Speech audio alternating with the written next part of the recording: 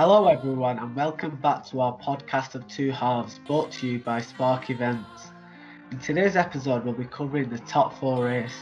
There are just 6 points which separate 4th place Chelsea and 9th place Spurs.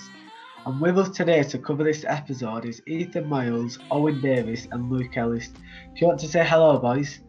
Yeah. So Luke, you're a Liverpool fan, you can kick us off. Would you say you're in more of a top four race rather than a title race? Yeah, it's 100% top four race now for us. Getting beat by Leicester on the weekend sort of just put the nail in the coffin for that one. Even Klopp's conceded the title and everything. You know, it's just, I don't know what it's been recently, really. I don't, we could say injuries and stuff like that, uncertain in the squad, but I think it's more mistakes, if anything, like watching us. I don't know, it just seems like the heads keep dropping after we concede one, and we sort of go into a bit of a panic station. Like even after the City game, we got ourselves level, and then they scored the second after the Alisson mistake, but they went and scored another two within that period as well. And then the same happened with Leicester. It was a 7-minute window where they scored 3 goals, and it's lost us 2 games that easily. But yeah, it's more of a top win. It's definitely a top four race for us now, and just have to see where the season finishes us really. You mentioned about Liverpool making a lot more mistakes. We didn't really see. I can't remember a mistake from last season that Liverpool made. What's going on? Why do you think so many mistakes are getting made? I think like at the back, I think obviously when Van Dijk's been in the side, he commands that back four, and obviously Alisson as a keeper has not really made mistakes, but I think having Van Dijk there, he makes Alisson feel more confident as well. Even though, like, since Van Dijk's been out, we haven't made that many mistakes. I think then Fabinho's come in, and he's sort of been like the next Van Dijk as a commander. And I think losing him to an injury sort of unsettled that back four massively. You know, Henderson's now playing as a centre-back. He's not a centre-back. So it's sort of that for me. Yeah, I mean, you bought in 2 centre-backs in January, Ben Davis and Kabak. What do you think of them players?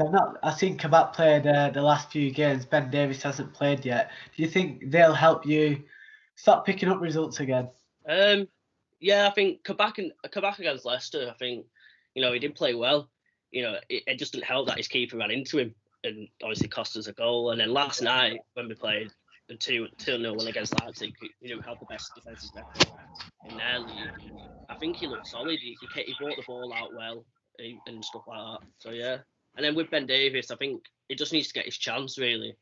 Hopefully he does. A player coming up from Preston, hopefully he does get his chance to show that what he's made of really. Owen, being a Preston fan, do you think Ben Davis is capable of the move up to Liverpool?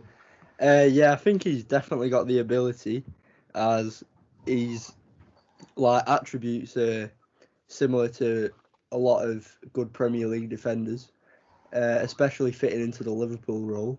And you could also say that he is probably better than their options that they have at the moment, other than Nat Phillips is playing well, even though he's not played the last couple of games, and Kabak played well in that Europa League game last night.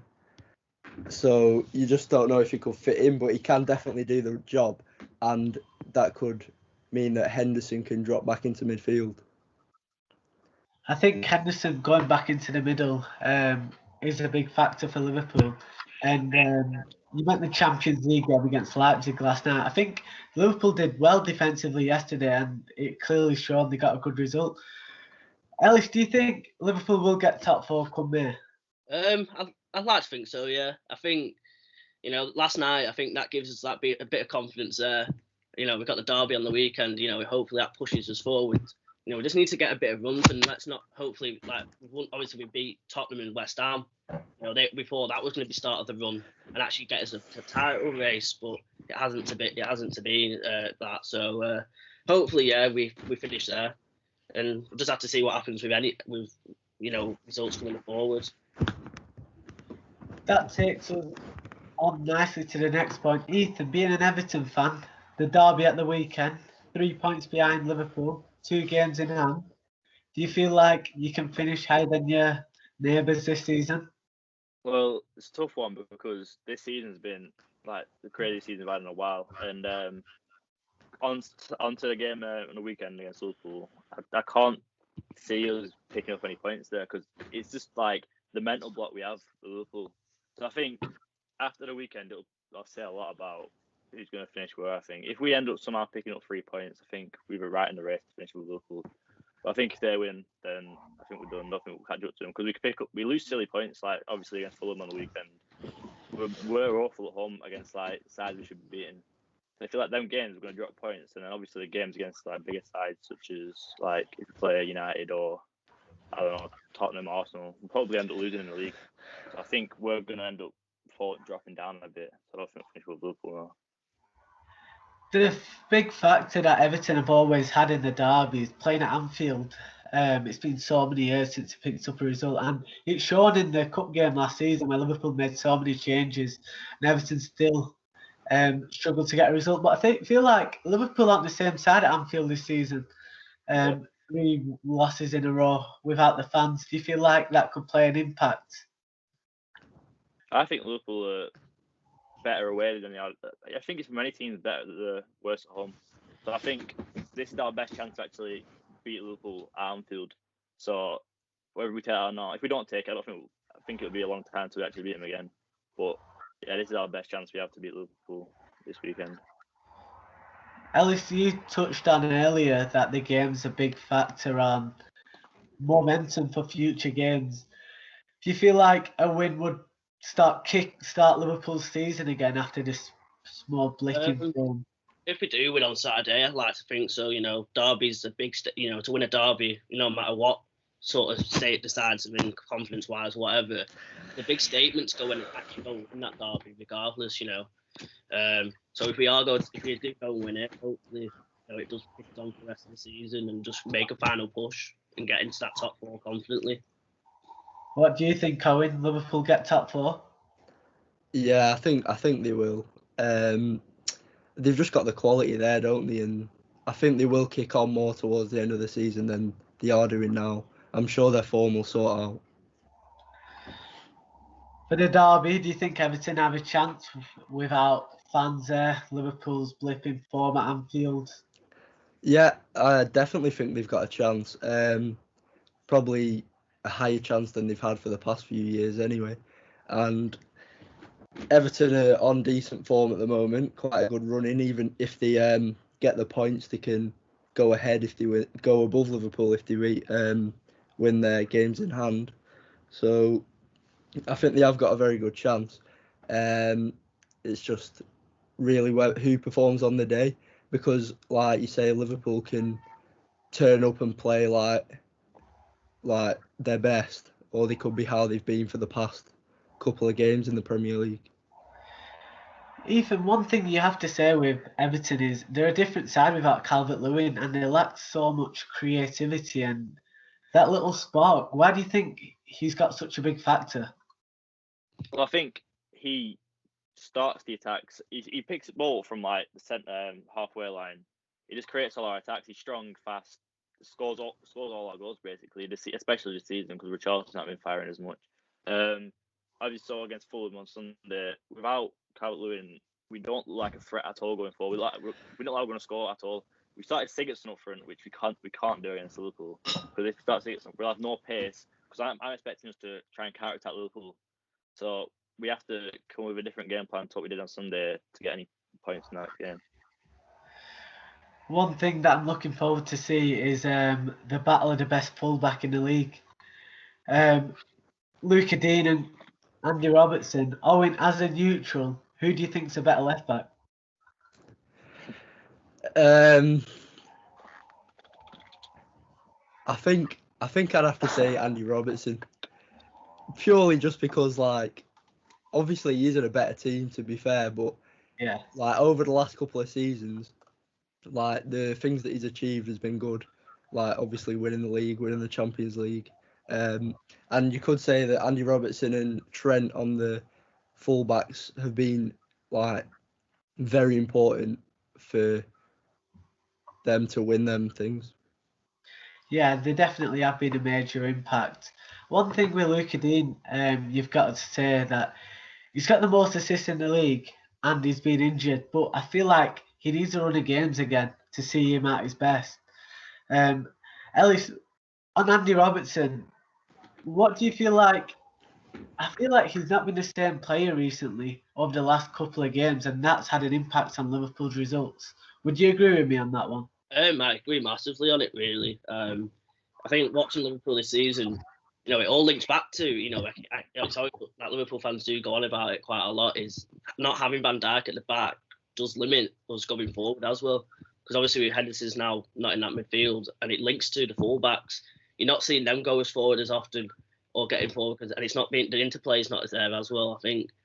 But hopefully, if Henderson can get pushed back into that midfield, we'll start to see Andy Robertson we all know and have seen for the past 3 seasons or so.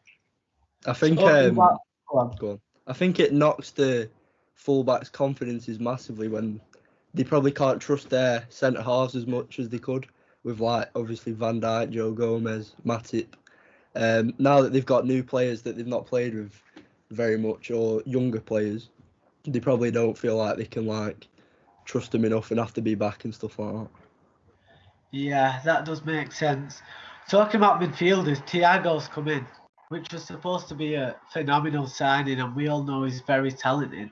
I've seen he's been getting a lot of stick by Liverpool fans and getting the finger pointed at him about recent results. Would you say he's had a negative impact coming into the Liverpool team, Ellis? I say, so before Van Dijk got injured and stuff like that, we had the full strength side we had. The 2 games he did play before the Van Dijk injury was against Chelsea, made the most passes in a half in Premier League history, then got the man of the match against Everton in the 2-2 draw. I thought then you sort of see the class he did. He creates and stuff like that. And I think not having a full strength squad himself has, probably knocked his confidence a bit and limited the way he plays his game. The only thing I would say about him in a negative aspect is, he tends to make silly fouls, like the goal against their equaliser or against Leicester on Saturday. He made the foul on the edge of the box and they went and scored after that. He does make quite a few silly decisions.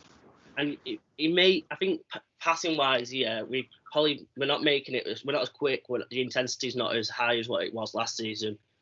Whether that's down to him, we won't know until we have a full strength squad back. But, yeah, I feel like his defensive side of his game could do with some improvement. But we'll move on to quite the opposite in form-wise. Thomas Tuchel's Chelsea have won 5 games in a row. I feel like the change in manager has really brought a spark to the Chelsea side. Owen, do you feel like the sacking of Frank Lampard was the right decision? I do now, but initially people would probably say that maybe he should have been given a little more time, considering he's only just pretty much been able to sign players and he's got all his team together, and then next minute he's been sacked. But I suppose that's what happens when you can't get the results, and it's clear to see that they've made a massive improvement now, getting Thomas Tuchel in, winning 5 games in a row. Yeah, I think a lot of us agree with you on that one. When Lampard was first sacked, we were all thinking, he's brought in, he's not an experienced manager, he's just brought some players in. He needs some time, but when you're at a club like Chelsea, they've been known for sacking managers after a short period of time.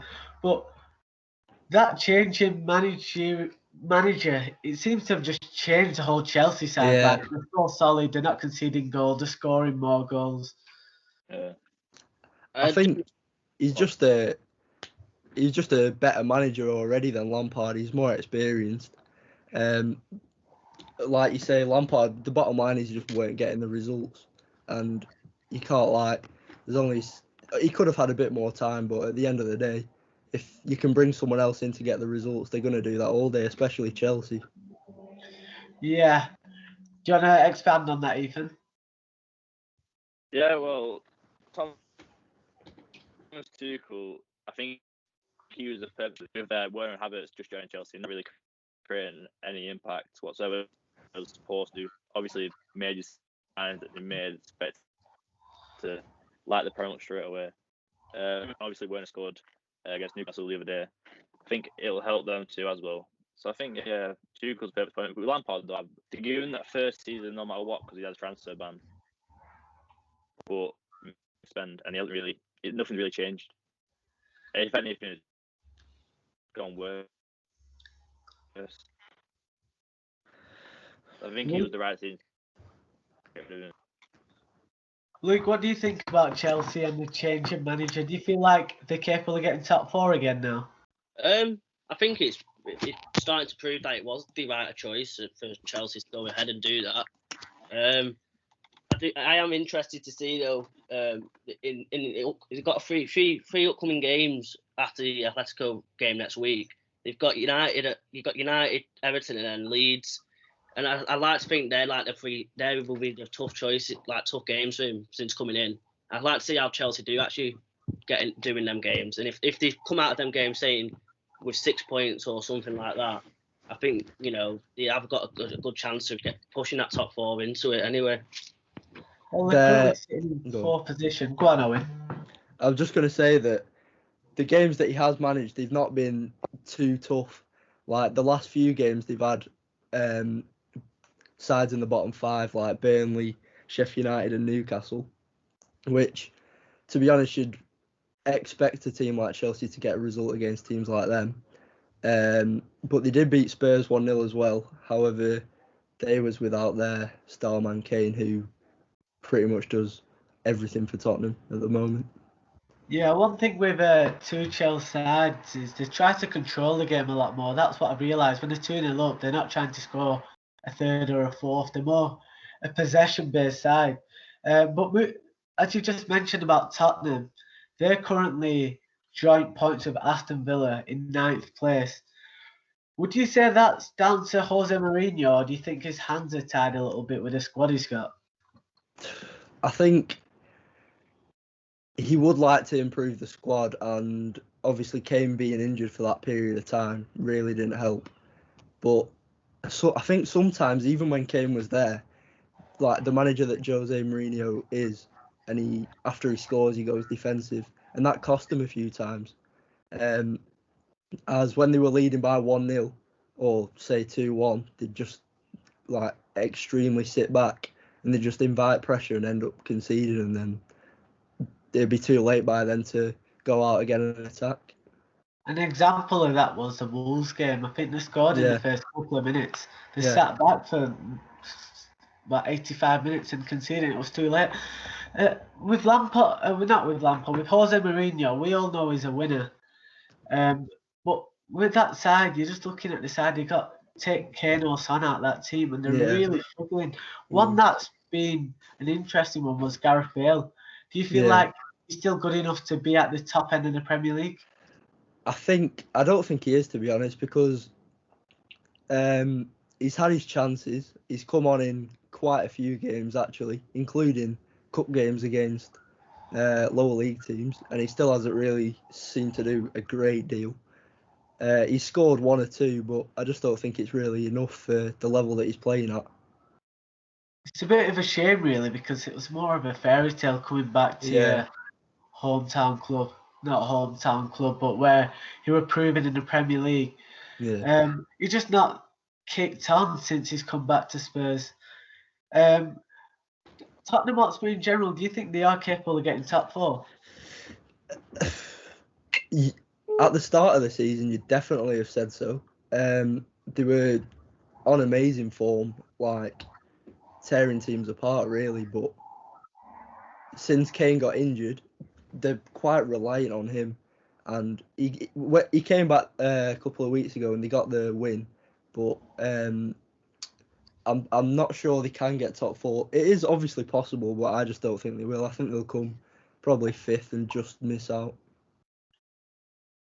What about you, Ellis? I don't think they will this season. I think for me, they're probably the highest I think they'll finish is probably a 6th place. Another season in the Europa League for me. I just don't think they have that. They just don't have the strength and squad depth and everything around the whole side to go and win games. So no, not for me this season. Ethan? No, I don't think. I think there's too many teams around that could end up finishing. We'll cut this top out. thing is Then. obviously City, United. Please stop. Yeah, echoing. You're just lagging. It's fine. We'll get it cut 2 out. seconds. It's all right. We'll just carry it on, and then we'll ask you another question in a bit. What are we on? Right, we'll just stop here. So we've gone through Chelsea and Spurs and Everton.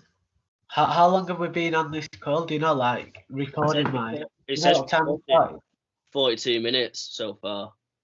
Right, we've been on here for 42 minutes. Right, okay. It says 24 on mine, I think. Yeah, that sounds about right. 24. Oh, is it because I've been on? Yeah.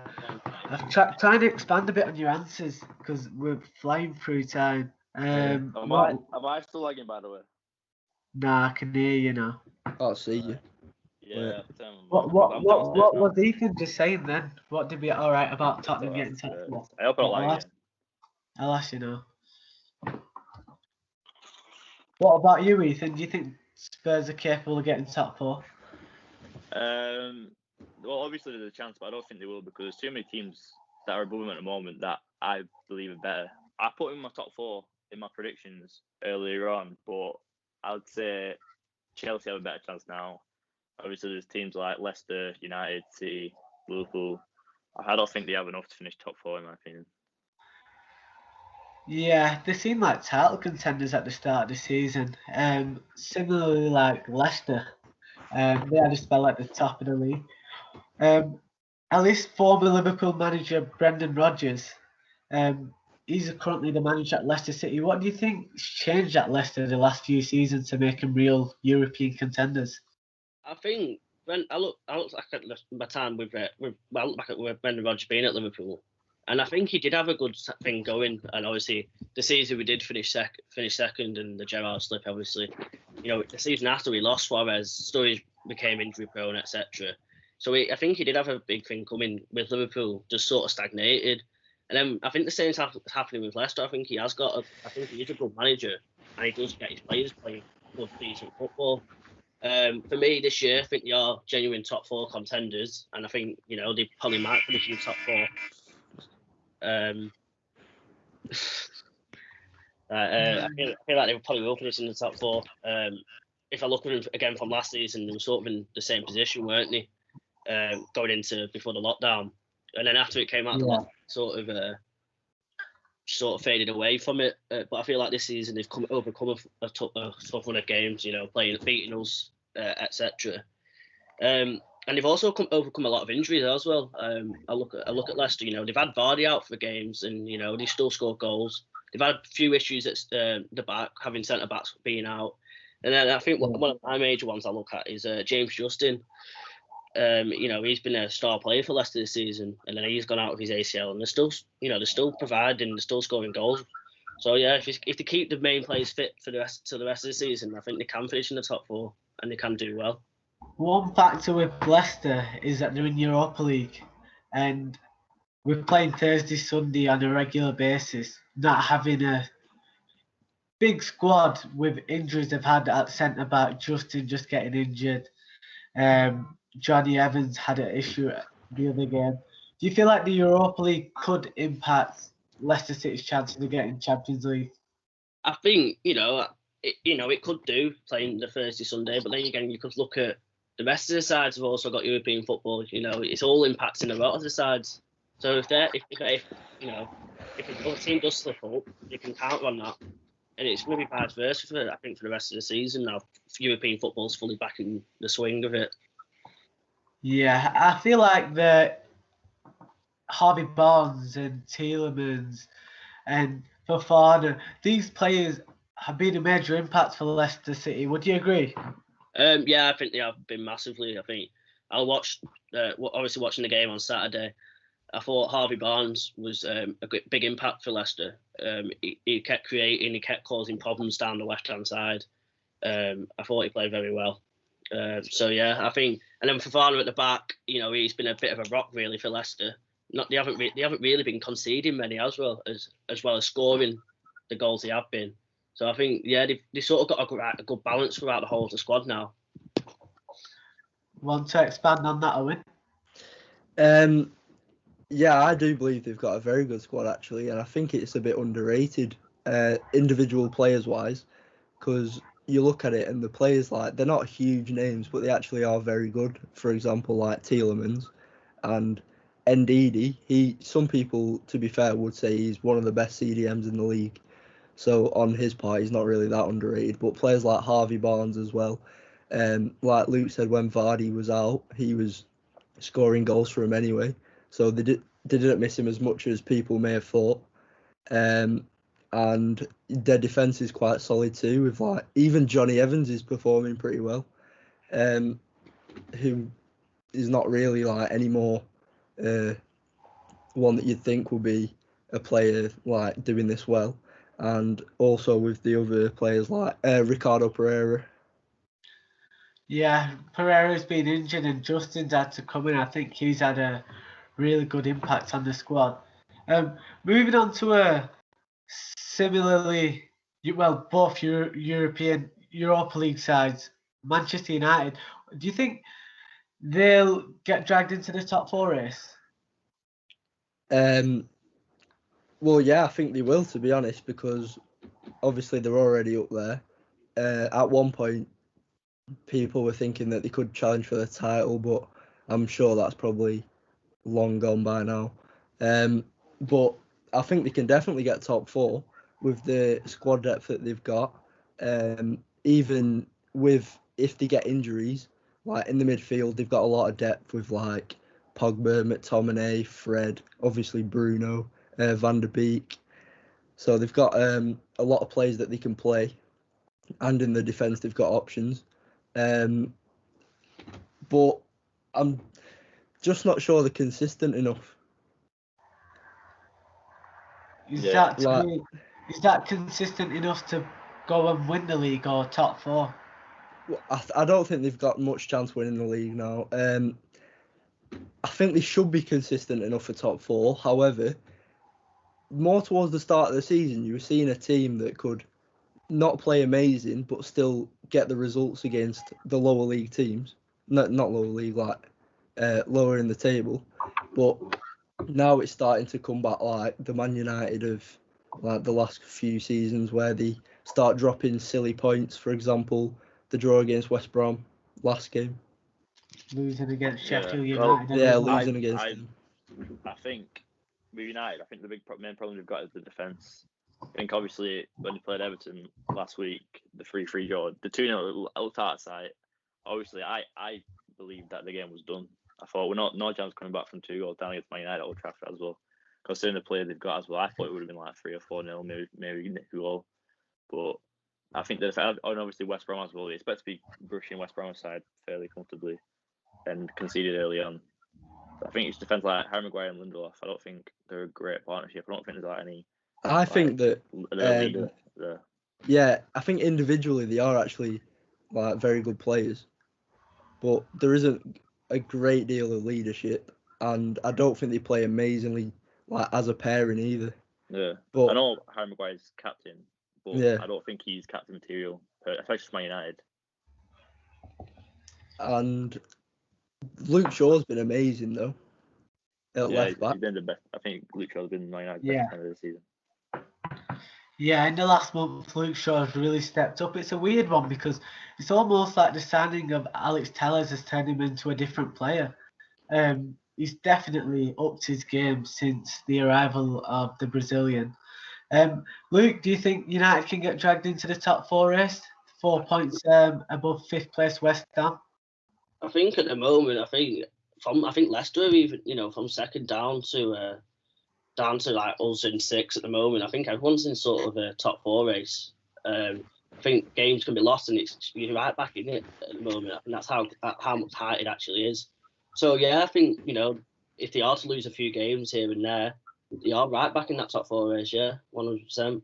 Yeah, look at Southampton for example. They're now 13th when a couple of weeks ago they was about 7th, and everyone was thinking they could challenge Europe at least.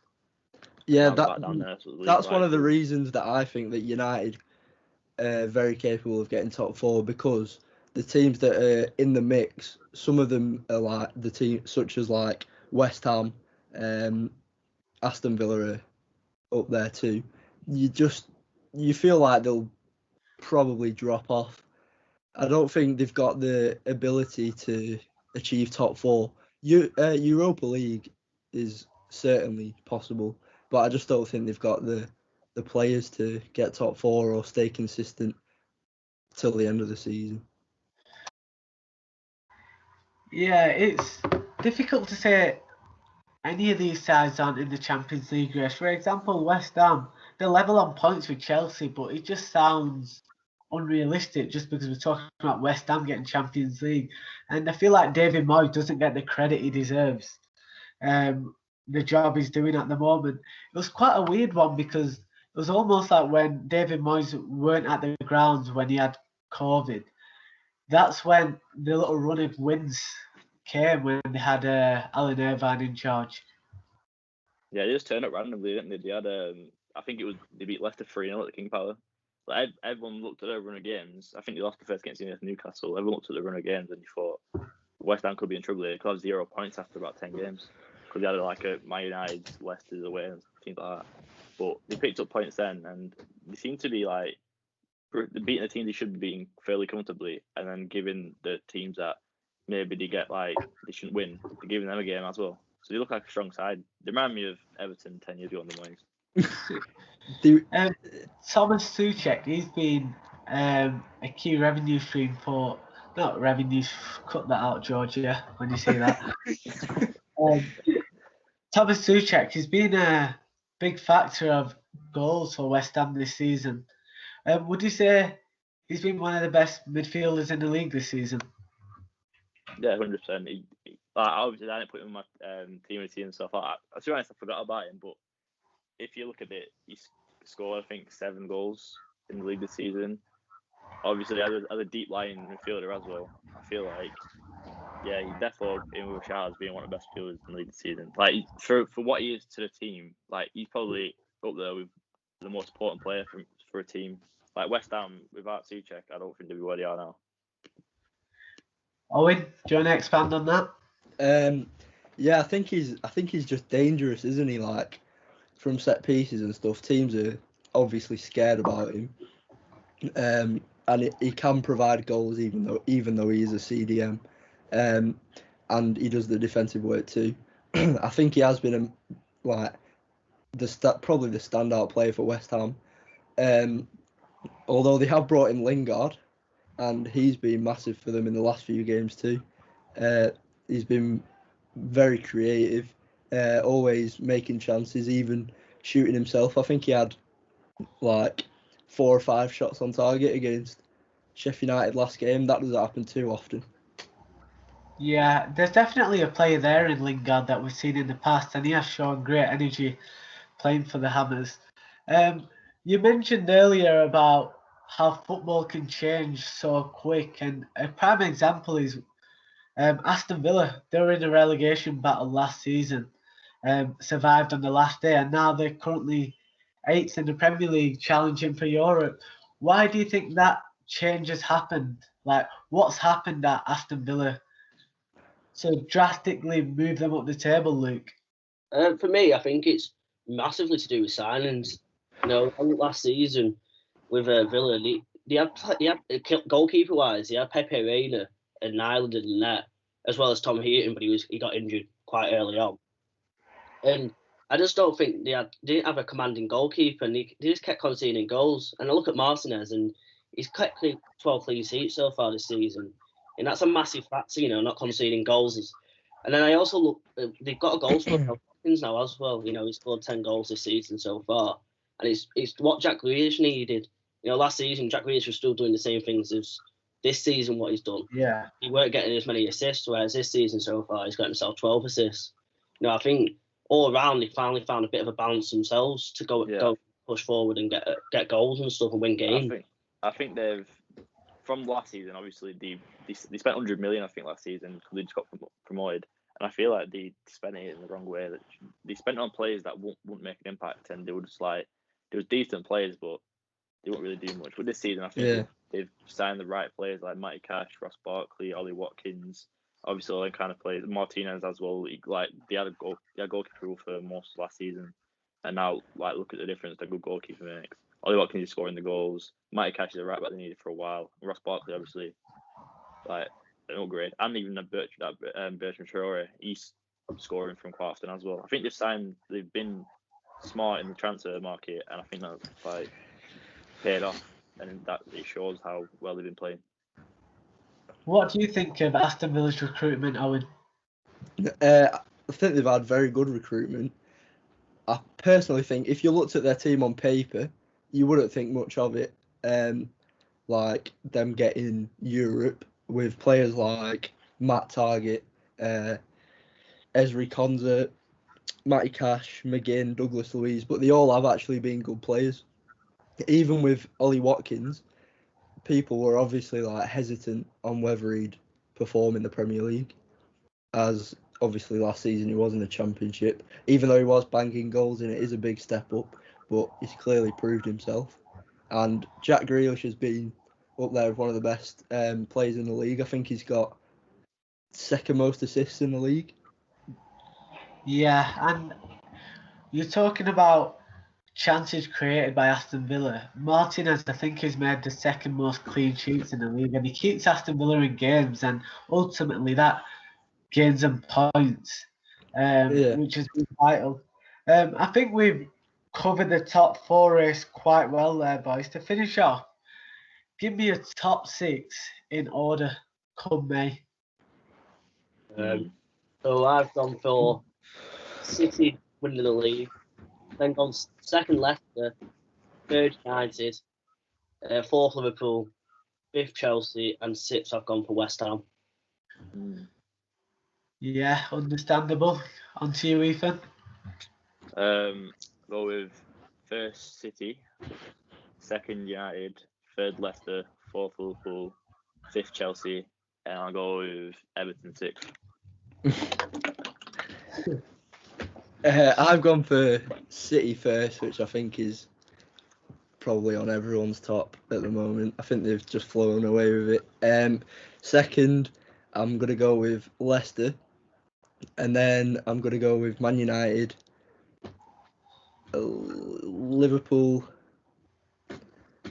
Chelsea and Everton. It's a tough one. I think I'll stick my neck on the line here. Manchester City, top of the league, followed by Manchester United. Third and fourth, it's an interesting one, but I'll go with Leicester and Chelsea. I think Tuchel has really got a side going, and Liverpool just missing out.